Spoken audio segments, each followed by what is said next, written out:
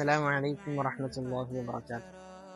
ബഹുമാനപ്പെട്ട സമസ്ത കേരള ജംഇയ്യത്തുൽ ഉലമയുടെ ചരിത്രം ആരംഭിക്കുന്നത് ഈ പുണ്യഭൂമിയിൽ വെച്ചാണ്.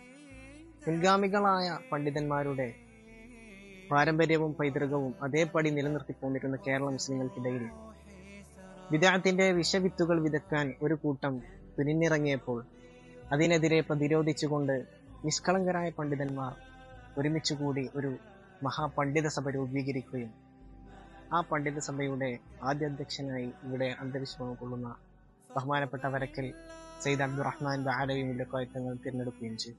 പുതിയങ്ങാടിയിലെ തന്റെ വീട്ടിലിരുന്നു കൊണ്ട് രാഷ്ട്രീയ, സാമൂഹിക, ആത്മീയ മേഖലകളിൽ നിറഞ്ഞു നിന്ന മഹാനവറുകളുടെ പ്രശസ്തി വാനോളമായിരുന്നു.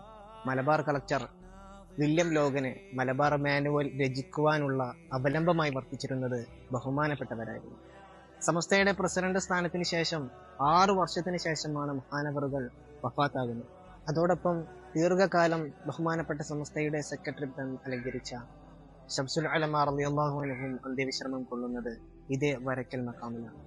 ബഹുമാനപ്പെട്ട സമസ്തയുടെ ചരിത്രത്തിൽ വരക്കൽ മുല്ലക്കോയ തങ്ങൾ ഉൾപ്പെടെയുള്ള മഹാരഥന്മാർ സ്ഥാപിച്ച ഈ പ്രസ്ഥാനത്തെ ശേഷമുള്ള തലമുറകളോളം നയിച്ച് അതിന്റെ ആശയത്തെ, അതിന്റെ ആദർശത്തെ ഉയർത്തിപ്പിടിച്ചുകൊണ്ട് ഈ ജനങ്ങളിലേക്ക് എത്തിച്ച ഒരു മഹത്തായ വ്യക്തിത്വം കൂടിയാണ് ശംസുൽ ഉലമ റളിയല്ലാഹു.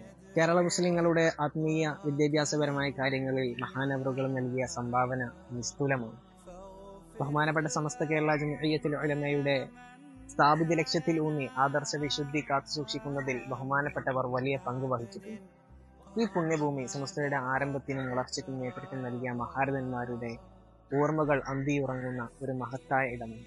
അല്ലാഹു തആല നമ്മയെവരെയും നാളെ അവന്റെ ജന്നാത്തിൽ ഈ മഹാരഥന്മാരോട് കൂടെ ഒരുമിച്ച് കൂട്ടുമാറാകട്ടെ. ആമീൻ യാ റബ്ബ്.